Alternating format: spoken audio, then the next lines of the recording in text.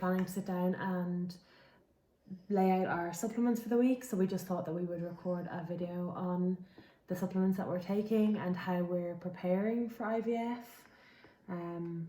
Again, as a reminder to ourselves, and maybe one day if we're brave, might be helpful for somebody else. So Sheila has lots of notes. Basically what we have done is we have read this book. It starts with The Egg by Rebecca Fett. I think it was recommended to me on one of the other YouTube videos that I follow, and I think lots of people had read it and I bought it. So it's really helpful in terms of kind of preparing for IVF. How can you increase the quality of your eggs? Obviously, we are in a position where we hopefully don't have any fertility issues, at least in all of the tests we've done to date. They've all come back, certainly for me, we're using my eggs, all very positive, very healthy. So we're kind of hopeful that we don't fall into the, poor quality bracket, but obviously we don't know, and anything that we can do to increase our chances is always a good thing. Yep, so I was just going to do them out for the week. So at the moment I'm taking most of the supplements because we're preparing my eggs, and generally what's recommended in the book is that we, up to 3 months before egg collection, and because we weren't sure in the lead up to the consent appointment, what the timeframes would be, we just thought we would get ahead of it ourselves. I also was diagnosed with a folic acid deficiency about, I think it was probably about 5 weeks ago now, 6 weeks ago. 6, yeah. Quite a severe one, so obviously that's a problem. So I've been taking really high doses of folic acid. So that also spurred us into realising that even though my eggs might look good, actually if I'm not kind of putting the right food into my body and the right vitamins and minerals and things, then we're kind of facing an uphill battle. So that kind of triggered us to really get serious about it. So what I'm going to do is I'm just going to pull these things out, I think, and then you can tell us what I can try. what they're all for. So they're all pretty much standard things. I suppose this is probably the best one to start with because this is the one that Sheila's also on. So this is a prenatal multivitamin. So it's got folate, iron, and DHA in it. I think. Do you want to talk about why it's got folate? Yeah. So just I'm going to put a disclosure in here, right? This is just our interpretation of what the book says, and the book's been written by somebody else. Please, if we do ever get brave enough to put this out there, do your own research. Don't just do what we're doing, because we are in no way experts on this. Yeah. But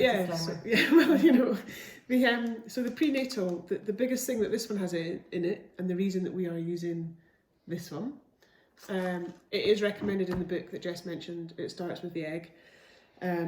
The key to it, it's got 800 micrograms of methylfolate. So rather than taking just a folic acid, the book very strongly talks about getting natural food folate or methylfolate. It's a better quality folate effectively, and your body can absorb it easier and can do much better things with it. So this has got 800 micrograms in it, which is the recommended number. And the whole point of folate is that it aims to, or not that it aims to, but the research has shown that women who have been taking it, their egg quality is higher, and they're more likely to have a higher proportion of mature eggs. So it's kind of recommended in general for anybody, whether you're going through IVF or not. Folate's a really important factor. So we're both taking the 800 micrograms of that, which equates to 3 of these, and the recommendation by the company that make these is to split it out. So if you have to take 3 of these capsules, and we'll show you just now, they're very big capsules actually. Do you want to open one? The one that's open's only got 2 in it, so you'll need this one anyway. But they're quite, I can't get that. Yeah, they are quite big. Quite big capsules, and the manufacturer kind of notes that, like, if you throw them all into your stomach at the same time, frog in my throat, that your body won't necessarily be able to absorb everything out of them in that one go. So it suggests you split them. So we're both currently taking 2 capsules in the morning at breakfast time, and then 1 at lunchtime. But you can see they're pretty chunky. The other thing I learned about folic acid, obviously with having the deficiency, is that all women are low in folic acid, or most women in the UK, or something along those lines. So I think that there is, generally we're low in folic acid. That's why most kind of prenatals or even vitamins for women who are sort of under 35 have folic acid in them to boost that. So I am also on my prescribed folic acid, which is, I think, how much is it? Like one of these. So one of those is 5 These tiny milligrams, ones. 5 milligrams, and one of these contains 0.8 milligrams. So what, like 6 of them or something Yeah. for one of those tablets. So, but again, methylfolate is a food folate versus this, which is folic acid. So we don't really know. We're just doing what we're told in regards to what's being prescribed, and then the prenatal. So we both take them. That's the only ones that Sheila's currently taking. Yeah. So that is the prenatal and the folate and folic acid. There's lots of vitamins. I suppose, I don't know if you want to talk about them individually. So we've got vitamin C, vitamin E, and vitamin D3.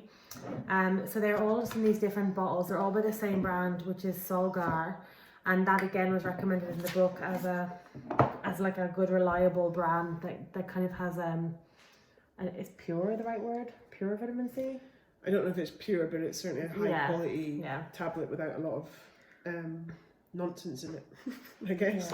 The E and C, so the E is the baby bottle here, and the C is the big bottle here. So vitamin C, the book recommends 500 milligrams a day, which is quite a high proportion. If you look at a lot of just like standard multivitamins, they've got nowhere near that volume. Like we really struggled to figure out how to get a tablet that had that much in it, which is why we looked at the website for the book is actually really good, and it'll give you a link to, like, for all of the supplements it recommends, the brands that it suggests, and that's where we found the Solgar, and that's where we managed to find the 500 milligram tablets. But the E and C are both more just kind of general recommended ones. They're aimed at people that have unexplained or age-related fertility issues, which I would have age, but we're not going down that route. So Jess should be okay age-wise, but again, we don't know, and although everything in the tests have looked good, we've kind of come to the conclusion that there's no harm in taking them, and it's better to take them and have not needed them than to not to take them and then in a year's time wish that we'd started something sooner. So that's the plan with those two, and actually those are the two that I'll start taking for prep for transfer, because they're really good as well. About a month before transfer is due, I would start taking those. So that's the plan with those ones. Vitamin D, I actually forgot to write down, so I've just looked back in the book and I can't find it in terms of the reasoning. I suspect it was a general reason as well, but I'm going to look that up while you're talking later, and I'll come back to the vitamin D. I don't even know how you say this one. Yeah, so this is N-acetylcysteine. Very well done. Or NAC for short. So again, that one, and actually the alpha lipoic acid. Is that this one? No, your orange bottle. Oh yeah. These two again are roughly for the same reasons. R-lipoic acid. I don't know if that's how you say it. It's how I say it, so we'll go with it for just now. Sounds right. So on the NAC, it's 600 milligrams a day, and the lipoic acid is 200 milligrams a day. The only difference really is this one has to be taken on an empty stomach. So you're taking this one, or attempting to take this one when you wake up, aren't you? Yeah, that one's a nightmare because I forget. So obviously I just got this on Amazon, this like tablet dispenser. I liked it because it was a rainbow. It's very cool. It is really cool. And then each one has like the day on it, and then it has day and night. But I don't do day and night, but I do meals. So I just put one, the daytime one is all what I take with breakfast, and then this one is what I take with lunch or in the afternoon, depending on, what I have in them. But almost all of them end up in the morning one anyway, except for this little one that needs to be taken half an hour before food, or on an empty stomach, which, to be honest, I graze all day, so if I don't take it first thing in the morning, I don't really have an empty stomach. It's hard, isn't it? So yeah, it is a bit of an annoying one. I tried leaving it by the bed, I tried leaving it by the kettle, it's pretty much a hit or miss, but I've been doing okay. I've remembered it most days, just maybe not all with a full half an hour until I have to eat something. Yeah, but not bad though. No, not bad. Yeah. I think I did the best when I left it by the bed, but then it ran out, and then of course this one hasn't yet made it to the bed. This is a new one, so maybe I'll take that one up. Yeah, that'll be our plan for tonight. But the reason that I kind of brought them both in together is that they both kind of do the same thing. So they again are both more to do with fertility problems. So PCOS, which is your polycystic ovarian syndrome. That. They both are good for that. Again, age-related infertility, diminished ovarian reserve, which thankfully you don't have. Yeah. Any autoimmunity problems, recurrent miscarriages, and endometriosis. So again, probably not needed, hopefully not needed, but no harm in taking them in the hope that we don't then discover we've got any of those issues or see any of those problems. So that's kind of the point of those two. I still haven't found my vitamin D. I think so. Is this the one with the energy of the cells? Yeah. So I find this one the most interesting. So this is bioquinone. I don't know. COQ10 for short. Yeah, COQ10 as we call it. But yeah, so this one has, it's actually, the way that the box is made up is interesting. So there's 2 different types of tablets in it. There's, okay, they're both pretty much empty. It's not that helpful. Yeah, we've got a new this is, we've just got all our new ones being delivered, which is also what kind of spurred us on to talk to you all today. So they have these 2 different types of tablets in it. And I know by looking at them that I take one of each in both of these slots. I just remember that because I know by the shape of them. So they're taking 2 each twice a day. I think with food as well. Is that right? Or Yeah, no, you're right. But if I just borrow these again. Yeah. The funny thing with these ones is this is the box. Sorry, Jess. That the website for the book recommends. But I don't know if you can see on here. It's got like 2 different tablets. So it's got the Q10, and then it's got this one at the bottom as well, which is called the Seleno Precise. So this one is the Q10 one, and then this one is the Seleno Precise.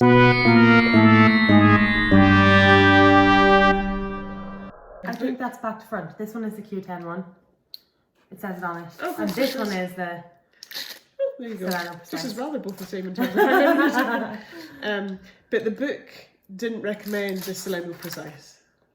It only recommends the Q10, but it recommended this particular brand in this particular box. So in reading about it, it looks like the Seleno Precise just helps your body activate and absorb the Q10. So we've been taking both.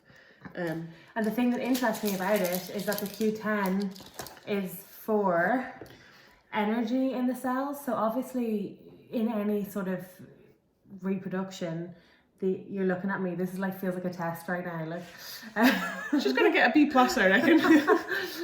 Give me a chat.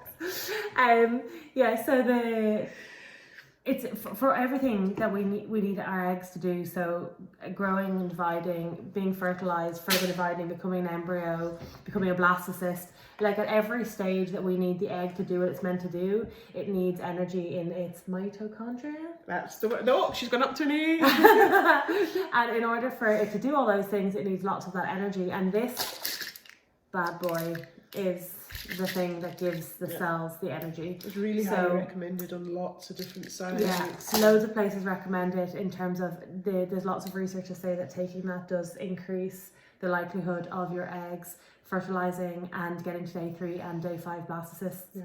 So that one's really important, and I think it's really interesting that something like that could do that. So I'm definitely keen. I'm pretty good at taking that one.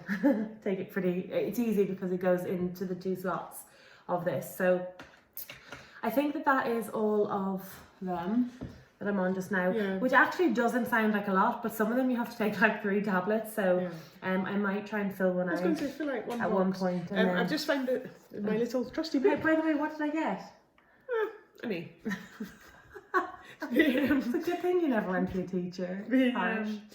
The book on the vitamin D, so just to circle back to that. I would just like to say that I knew it from my head, right? You've had to look all these things up. I'm pretty sure that she was reading it off my notes when she said it. No, it's not. So this book has a handy little table in it, which I'll flash up there just now. But it talks about the vitamin D levels of the levels in your blood, if you like, in relation to miscarriage and miscarriage prevention. I think something like 80% of people or women that were in part of this study who miscarried had low vitamin D levels.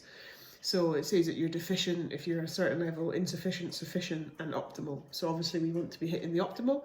Jess might already have optimal levels, but hey ho, taking some more isn't going to cause any harm. That noise is our dog drinking water behind us. I don't know if you're going to be able to hear that, and I would show you, except it took me so long to set up the camera. Yes. Do you have to do that right now? Yeah. Thank you. And it does suggest that how much you have to take in terms of how many supplements you take is dependent on your current levels, and it suggests get the doctor to check your current levels, and then you can work out what you need to take. It does say here, like, if your doctor is reluctant to run the test, it's likely best to assume you have a mild deficiency and supplement accordingly. So that's kind of the road that we took. Yeah. One of the things we're doing as well, to kind of prepare for IVF. So the multivitamins and supplements are the main was the first thing that we researched and we decided to do. Yeah. And we have looked a lot at our diet. In particular, we have really upped our vegetable intake. We're now doing vegetarian meals probably 4 times a week. Yeah, usually. Yeah, and sometimes more than that, to be fair. Like 4 is kind of the minimum I think we're on. Yeah, and there's no science like that. That's not based on science in terms of meat or anything like that. It's just for us, if we eat vegetarian, we tend to pack it out with vegetables and we do really well. We eat hundreds of vegetables. Whereas if we just add vegetables to things, we add one. So we find that if we do vegetarian, we tend to eat much better. And I think that one of the things as well is like leafy greens is so important. Has all of these things in it. Yeah. Like, especially your natural food folate, for example. Yeah. That's all cabbage leafy and greens. spinach and even kale broccoli, and broccoli. Actually, broccoli's high in it. Peas. So yeah, might make that up. Yeah.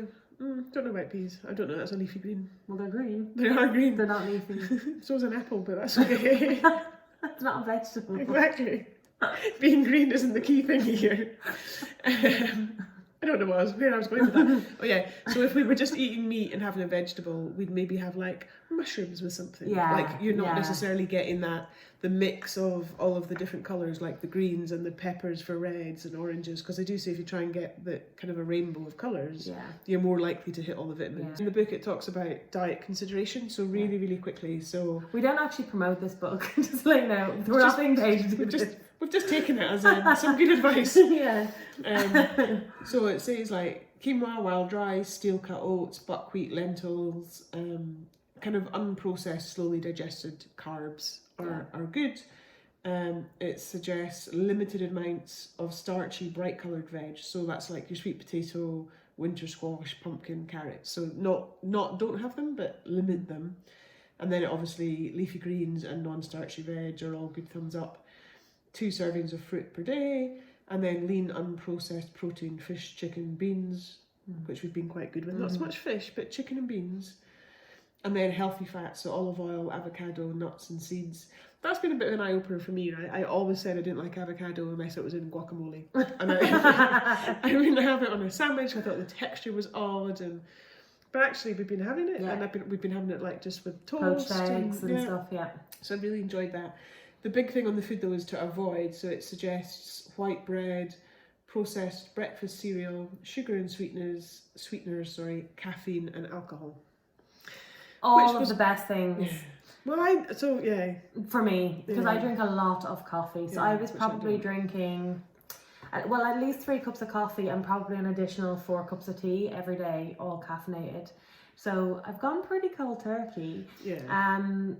I didn't. I cut back a little bit initially because I just didn't want the crazy headaches and everything. And now we drink only decaf tea in the house, so there's not really caffeine in the house.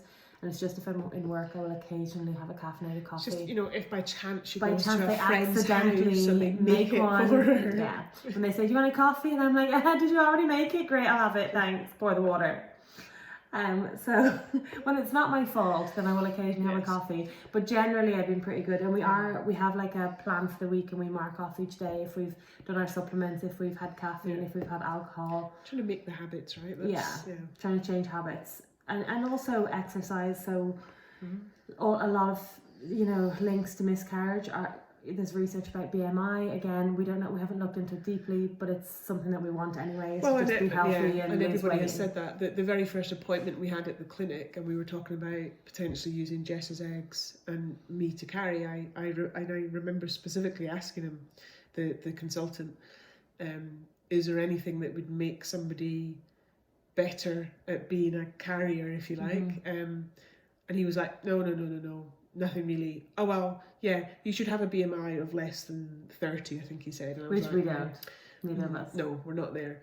But it did kind of put that into focus. So for me particularly, because I want to carry, I hope that that's the way that we can go. I want my body to be in the best shape it can be. So I think that is it for in terms of preparation. Well, the other thing actually was in the book, I feel like we've said that a lot That we're of not times, promoting. that we're not promoting, but we just liked and we kind of... It's given us a bit of guidance. Yeah, it did. That's It gives all. direction. Yeah. It does talk a lot about like preparing yourself, not just for nutrition, but also with like plastics and cutlery and what's the thing? BPA. BPA. Yeah.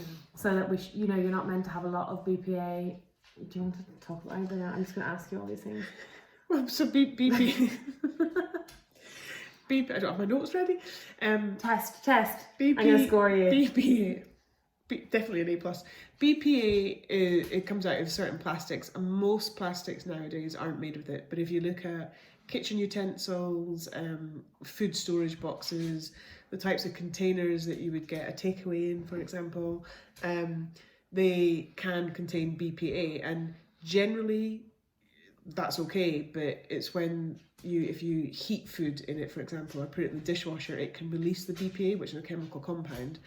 And that's proven to have really bad impact on egg quality, effectively, and it can link back to miscarriage. Yeah, so we went through a bit of a blitz. So our water bottles are both BPA free. I've got a stainless steel one. Yours is BPA free and a stainless steel one. We switched out all of our kitchen utensils and made sure we bought new ones. Because we had stuff that we've had for since we were students hanging around. And it may not have had BPA. We don't know. But we didn't know. They're plastic. So we just bought a nice new set and said... They all match. And they're lovely. And we bought ourselves some glass food containers as well, which are dishwasher proof, microwave proof, oven proof, blah, blah, blah, blah. And then like lunch boxes. Kind of using them now instead to try and cut that back. And we've already been pretty good in terms of things like soaps. We use Lush shampoo bars. Anything fragranced can be really bad, like the chemicals for that. Perfume we're supposed to avoid. I know. And to be honest, we haven't done a lot of it. Like, that's about the extent of what we've done. Yeah. I think, obviously at the moment, we're assuming that we're not going to have any issues other than the fact that we're already doing IVF, which in itself is a hard slog. We're hoping that, aside from that, we have as good rates, percentages, likelihood of chances, whatever, as anybody kind of, could have. So I suppose down the line, if it's not working, we'll review what we're doing and make sure like it's more specific to us and what we might need. If there is a problem, we can address it. But this was just, we're the type of people that like to have a bit of control over what we're doing and to know what we're doing and to plan for it. So this was the research we did. We really liked this book. It came out really well recommended. And if nothing else, I'm on a really good course of vitamins as the winter comes in. We've both already had COVID, so we're recovering from that, and boosting ourselves up with a good dose of this is never going to hurt us. So that's kind of where we got to with it all. And even if some of it isn't needed, we would much prefer to have done it.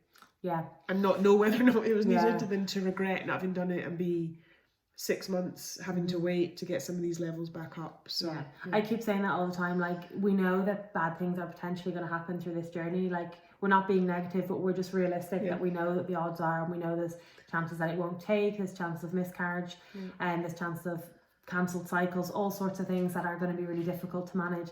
So we don't ever want to get to a point and look back and go, I wish I had taken that supplement, or I wish and I was laughing because the very first thing that happened in this was I got diagnosed with folic acid deficiency, and I was like, why is my diet not better? So you can do everything right and still it can catch you out.